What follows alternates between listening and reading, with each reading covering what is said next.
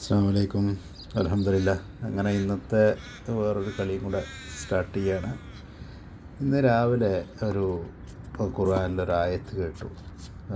ഒരു ജീവിതത്തിൻ്റെ ഒരു വിവരണത്തെ പറ്റിയിട്ട്, എന്താണ് ഈ ലോകത്തെ ജീവിതം എന്നുള്ളത് വളരെ മനോഹരമായിട്ട് ആ ആയത്തിൽ എക്സ്പ്ലെയിൻ ചെയ്ത് വെച്ചിട്ടുണ്ട്. സൂറത്തുൽ ഹദീദിലെ 20-ാമത്തെ ആയത്ത്. അപ്പോൾ അത് തുടങ്ങുന്നത് ഇങ്ങനെയാണ്: അഊദു ബില്ലാഹി മിനശ് ശൈത്വാനിർ റജീം.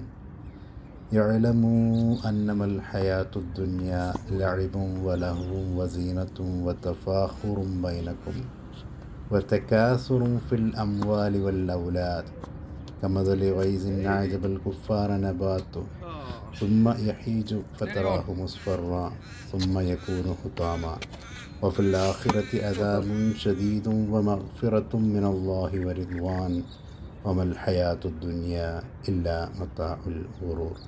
ഈ ആയത്തിൻ്റെ തുടക്കത്തിൽ വളരെ വ്യക്തമായിട്ട് എന്താണ് ജീവിതം എന്നുള്ളത് ഘട്ടം ഘട്ടമായിട്ട് പറഞ്ഞിട്ടുണ്ട്. ജീവിതം എന്ന് വെച്ച് കഴിഞ്ഞാൽ നിങ്ങളറിയുക, അല്ലാഹു സുബ്ഹാനഹു വ തആല പറയണം, നിങ്ങളറിയുക, ഇഹലോക ജീവിതം എന്നാൽ കളിയും വിനോദവും അലങ്കാരവും നിങ്ങൾ പരസ്പരം ദുരഭിമാനം നടിക്കലും സ്വത്തുകളിലും സന്താനങ്ങളിലും പെരുപ്പം കാണിക്കലും മാത്രമാണ്.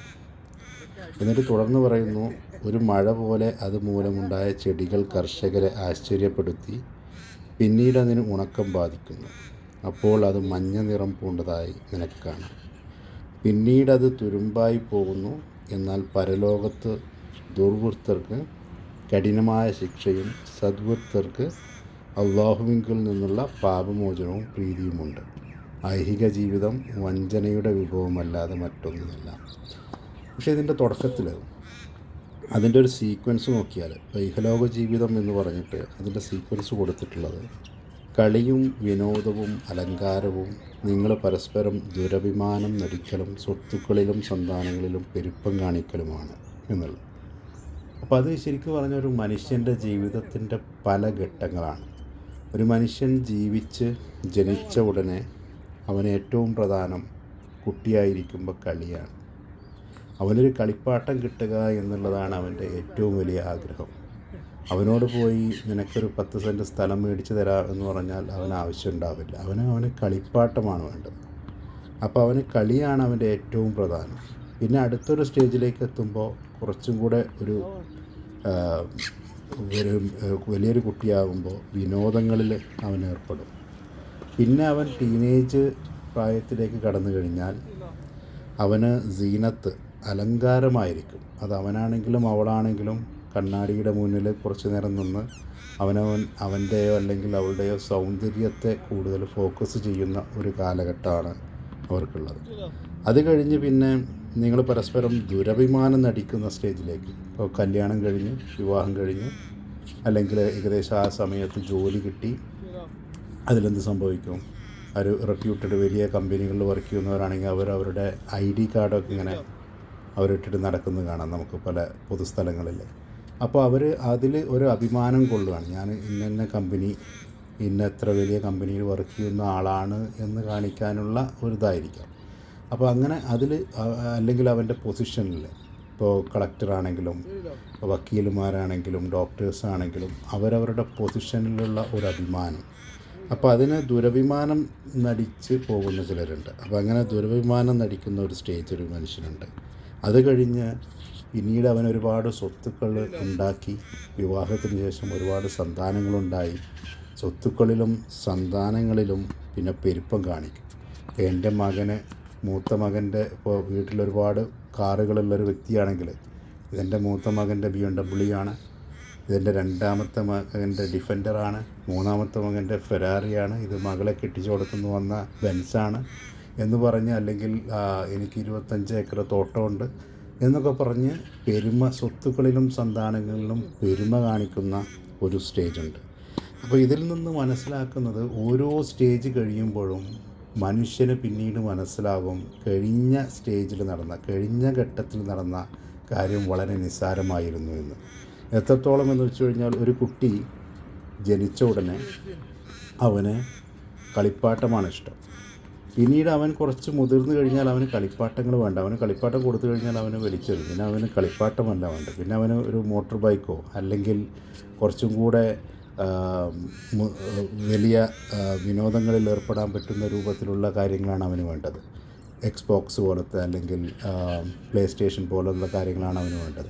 പിന്നെ അത് കഴിഞ്ഞ് അലങ്കാരം, അവൻ്റെ സീനത്ത്, അതായത് ബ്യൂട്ടി പാർലറിലോ അല്ലെങ്കിൽ ഹെയർ സലൂണിലൊക്കെ പോയി അവൻ്റെ മുടി സ്റ്റൈലാക്കുക, അതുപോലുള്ള അലങ്കാരങ്ങളും കാര്യങ്ങളും ചെയ്ത് പിന്നെ അത് കഴിഞ്ഞ് അവൻ വേറൊരു ഘട്ടത്തിലേക്ക് എത്തുമ്പോൾ അതിലൊന്നും ഒരു കാര്യമല്ല, കുറച്ച് സമ്പാദിക്കണം എന്ന് വിചാരിച്ചവൻ സമ്പാദിക്കുന്നു.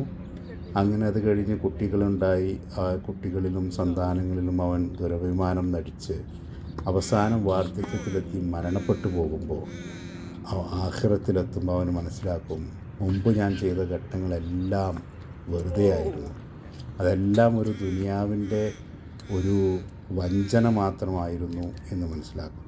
അപ്പോൾ അല്ലാഹു സുബ്ഹാനഹു വ തആല നൽകിയതിൽ സന്തോഷിച്ചുകൊണ്ട് ഓരോ സ്റ്റേജിലും ഓരോ ഫേസിലും നമ്മൾ അല്ലാഹു സുബ്ഹാനഹു വ തആല എന്താണോ നൽകിയത് അതിൽ നമ്മൾ സംതൃപ്തമാക്കി ഓരോ ഘട്ടവും താണ്ടി പോയി കഴിഞ്ഞാൽ അല്ലാഹു സുബ്ഹാനഹു വ തആല ആഖിറത്തിൽ നല്ല പാരിതോഷികം നൽകും.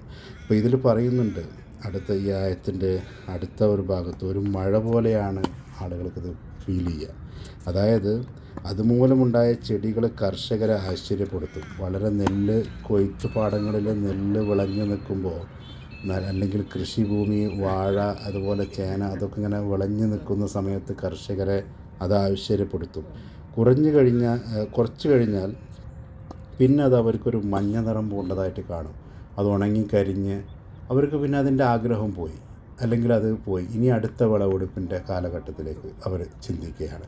അതുപോലെയാണ് ജീവിതം. ഓരോ കാലഘട്ടവും ഓരോ രീതിയിൽ മനുഷ്യന് പ്രാധാന്യമുള്ളതാണെങ്കിലും അടുത്ത ഘട്ടത്തിലേക്ക് അവൻ കിടക്കുമ്പോഴാണ് മുന്നിലുള്ള ഘട്ടങ്ങളെല്ലാം അവൻ നേരെ വൃത്തിയായ രൂപത്തിലല്ല ജീവിച്ചു തീർത്തതെങ്കിൽ അവനതൊരു ഘട്ടമായി അനുഭവപ്പെടും എന്നുള്ളതാണ് നമുക്കതൊന്ന് മനസ്സിലാക്കാനുള്ളത്.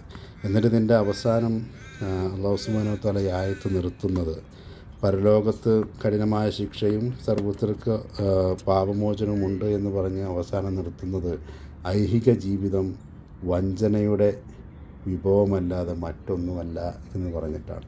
അല്ലാഹു സുബ്ഹാനഹു വ തആല നമ്മൾ ഓരോ ഘട്ടത്തിലും അതിൻ്റെ രൂപത്തിൽ അല്ലാഹു സുബ്ഹാനഹു വ തആല നൽകിയതിൽ സന്തോഷിച്ചുകൊണ്ട് അർഹമായ രൂപത്തിൽ അല്ലാഹു സുബ്ഹാനഹു വ തആല നമുക്ക് എല്ലാ വിഭവങ്ങളും ഈ ദുനിയാവിൽ നൽകിക്കൊണ്ട് സന്തോഷത്തോടു കൂടി ജീവിക്കാനുള്ള അവസരം എല്ലാവർക്കും നൽകട്ടെ എന്നാണ് നമുക്ക് ഈ ഒരു അവസരത്തിൽ ഓർക്കാനുള്ളത്. ഇതിങ്ങനെ കളി ഇങ്ങനെ പുരോഗമിച്ചുകൊണ്ടിരിക്കുകയാണ്. സെർവൊക്കെ നല്ല അടിപൊളിയായിട്ട് ചെയ്യുന്നുണ്ട് മുഷാദ് ഭായ്. അപ്പോൾ ഇന്ന് നല്ല കളിയായിരുന്നു. 2 സെറ്റ് കളിച്ചു. ഓരോരുത്തരും ഓരോ സെറ്റിൽ വിജയിച്ചു. സ്പോർട്സിൻ്റെയൊക്കെ ഗുണഗണങ്ങളെന്ന് പറഞ്ഞു കഴിഞ്ഞാൽ പല രൂപത്തിലാണ്. ഇത് ആരോഗ്യം നമുക്കിങ്ങനെ വീണ്ടെടുക്കണമെങ്കിൽ നമ്മുടെ ശാരീരികമായ ഒരു വ്യായാമം നമുക്ക് ആവശ്യമാണ്. അപ്പോൾ ഇടയ്ക്കിടയ്ക്ക് രാവിലെകളിൽ പറ്റുന്നിടത്തോളം അങ്ങനെ കളിക്കും. അപ്പോൾ എന്തായാലും അല്ലാഹു സുബ്ഹാനഹു വ തആല എല്ലാവർക്കും നല്ലത് കേൾക്കാനും ചിന്തിക്കുവാനും അതനുസരിച്ച് പ്രവർത്തിക്കുവാനും തൗഫീഖ് നൽകട്ടെ. ആമീൻ യാ റബ്ബൽ ആലമീൻ. അസ്സലാമു അലൈക്കും.